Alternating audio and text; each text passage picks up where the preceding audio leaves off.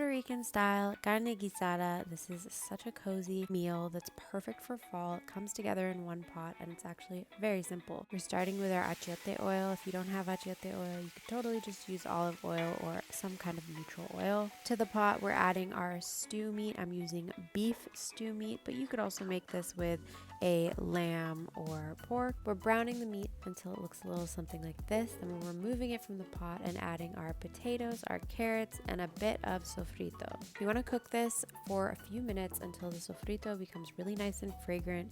You should be able to smell the garlic and the onions in there. Then we're going to go in with our seasonings. I'm doing some sazon, some adobo seasoning, and then we're also adding some tomato paste to help thicken this stew and give it a really nice rich broth. You want to stir everything together and really let the tomato paste melt into this sofrito and let the seasonings bloom, and do this for a couple minutes before adding our flour. Now the flour acts as a thickener. It's really going to help thicken up that broth and give us that delicious stewy gravy texture that we want. But it's really important to cook the flour for a few minutes to make sure all of that raw flour flavor does not carry over into our broth. So just continue to stir this, scraping the bottom of the pot until all of that flour is cooked out. Usually takes a few minutes. Then we add our browned meat back to the pot. Make sure all of those juices on the plate get in there with it. And then we'll start to add our broth. Again, it's really important to scrape the bottom of the pan